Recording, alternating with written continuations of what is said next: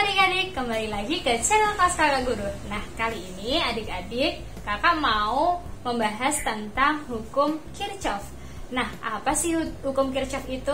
Tapi sebelum kakak membahas tentang hukum Kirchhoff ini, adik-adik kakak minta untuk like, comment, dan subscribe dulu ya. Oke, kalau misalkan adik-adik udah like, comment, dan subscribe, kali ini kakak mau langsung saja membahas nih.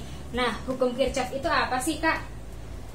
Hukum Kirchhoff itu yang ditemukan oleh Gustav Robert Kirchhoff. Pantas ya disebutnya hukum Kirchhoff karena yang penemunya aja namanya Kirchhoff, yang merupakan ahli fisika asal Jerman. Kirchhoff menjelaskan hukumnya tentang kelistrikan ke dalam dua bagian, yaitu hukum Kirchhoff 1 dan hukum Kirchhoff 2. Nah, adik-adik, kali ini kakak mau membahas dulu tentang hukum Kirchhoff 1 ya. Nah, hukum Kirchhoff 1 itu seperti apa sih, Kak? Kita sudah ada gambar di sini. Ini kita ibaratkan saja aliran listrik atau arus listrik ya. Nah, hukum Kirchhoff 1 itu berbunyi jumlah kuat arus listrik nih yang masuk sama dengan kuat arus listrik yang keluar. Jadi, bisa digunakan dengan rumus sigma I masuk sama dengan sigma I keluar. Jadi total I atau arus listrik masuk sama dengan total arus listrik keluar. Jadi diingat ya, kalau hukum Kirchhoff 1 dia menggunakan sigma I masuk sama dengan sigma I keluar, karena hukum Kirchhoff 1 berbunyi jumlah kuat arus listrik yang masuk sama dengan jumlah arus listrik yang keluar. Nah, untuk gambarnya seperti ini. Misal nih, di sini ada 2 ampere. 2 ampere. Berarti nanti dia keluarnya, ini kan arus listrik yang keluar. Nah, dia ini karena dia masuknya 2 ampere, berarti nanti dia keluarnya juga 2 ampere. Begitu ya adik-adik. Nah, untuk soalnya seperti apa sih, Kak? Oke, kita langsung aja kasih soal ke kalian semua. Oke, untuk soal pertama yaitu kita di sini ada gambar. Jadi kita perhatikan dulu gambar berikut. Nah, di sini gambarnya ada I1, I2, I3, I4. Nah, di sini juga sudah ada keterangannya ya. Jika I1 sama dengan 5, I2 sama dengan 3 ampere, I3 sama dengan 6 ampere, besar I4-nya. Besar I4 ya yang kita cari. Nah, tadi hukum Kirchhoff adalah sigma I masuk sama dengan sigma I keluar ya. Masuk dengan keluar itu sama. Jadi kita lihat dulu di dalam gambar ini yang masuk itu yang mana aja. Nah, di sini kita sudah tahu bahwa untuk tanda panahnya ketika dia ke sini, ketika arahnya dia ke kanan, maka dia itu masuk. Tapi nanti juga tergantung dengan gambar lainnya. Bisa juga nanti yang bagian kanan dia menggunakan tanda. Bisa juga nanti di sini bagian sini karena panahnya ke sana ya. Jadi ini juga masuk, ini nanti masuk gitu. Nah, di sini kita lihat bahwa tanda panah yang ada di gambar yang masuk itu ada di I mana saja nih adik-adik. Kita lihat ya, ini adalah arus masuk. Ini yang nomor 2, I2, dia juga harus masuk.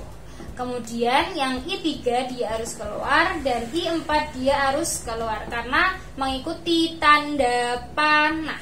Oke? Nah, langsung saja kita masukkan ke dalam rumusnya tadi. Rumusnya adalah sigma IM sama dengan sigma IK. Sigma IM sama dengan sigma IK. Nah, kita jumlahkan. Yang masuk itu yang mana saja? I1 ditambah I2 karena dia masuk sama dengan IK atau I keluar, berarti yang I3 ditambah dengan I4. Sampai sini adik-adik paham kan ya? Kalian ikuti saja untuk rumusnya. Kemudian di sini sudah diketahui I1 berapa, I2 berapa, dan I3-nya berapa. I1-nya adalah 5 ampere. Kemudian I2-nya berapa di sini? 3 ampere. Kemudian I3-nya adalah 6 ampere. Tambah I4-nya. I4-nya kan kita belum tahu karena I4 disuruh mencari ya di sini ya. Nah, kita tulis saja I4-nya tetap sama Nah, kita jumlahkan dulu. 5 tambah 3 berapa? 8A atau 8 ampere. Kemudian di sini 6 ampere plus I4. Nah, untuk mencari I4-nya berarti 8 dikurangi, karena dia pindah ruas ke sini, jadinya dikurangi ya. Nah, 8 dikurangi 6 berapa? 2 ampere. Jadi I4-nya adalah 2 ampere. Begitu adik-adik, ada yang mau ditanyakan bisa langsung dicek kolom komentar saja. Nah, untuk yang nomor 2, kakak punya soal nih. Di sini agak lebih ribet ya daripada yang soal pertama tadi. Untuk soalnya adalah perhatikan gambar rangkaian listrik berikut. Nah, rangkaian listriknya ada di bawah ya. Ini rangkaian listriknya. Kemudian di sini diketahui jika I2 1/4 dari I1, maka I3-nya sebesar berapa?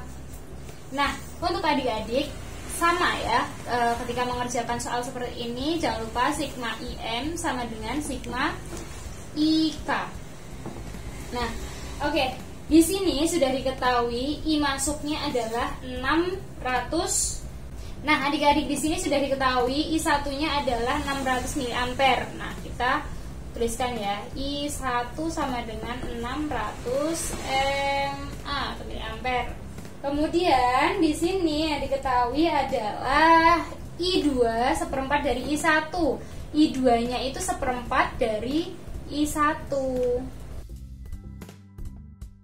Nah, untuk caranya seperti apa sih Kak untuk mengerjakannya agar bisa mendapatkan I3? Maka yang pertama kita lakukan adalah kita mencari dulu yang tadi diketahui I2 sama dengan 1/4 I1. Berarti kita cari dulu I2-nya. I2-nya dia keluar di sini, lewat jalur sini. Sudah ada tanda panahnya. Kemudian kita cari dulu I2 sama dengan 1/4 dari I1-nya. I1-nya berapa? 600. Berarti kita dikalikan 600. Berapa nih kira-kira?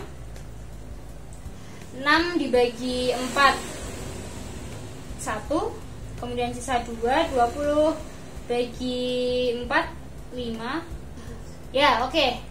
6 bagi 4 1, kemudian sisa 2, 20 bagi 5 sama dengan 5. Kemudian masih sisa 0-nya 1, berarti 150 mA. Ini baru ketemu di I2-nya. Kemudian kita cari yang I3-nya. Karena I3-nya dia itu adalah sigma IM sama dengan sigma IK, jadi kita tambahkan. Oke, untuk mencari I3-nya seperti apa sih Kak? Untuk mencari I3-nya adalah I1, karena dia masuk di I1, sigma I masuknya adalah I1, sigma I keluarnya adalah I2 dan I3. Ya, jadi kita tambahkan di sini I masuknya berapa? 600. Kemudian I2-nya berapa? I2-nya adalah 150. Kemudian ditambahkan dengan I3.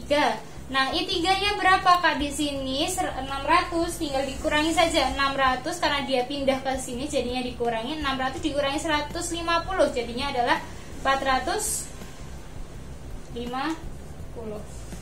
Oke, ketemu.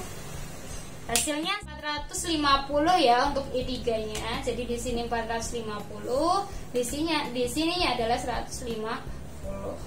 Oke adik-adik, cukup sekian dulu video dari kakak tentang membahas hukum Kirchhoff. Misalkan adik-adik masih mau bertanya-tanya, bisa langsung komen-komen aja di bagian kolom komentar. Kakak akhiri dulu. Tetap semangat belajar dan jadi kebanggaan ayah bunda.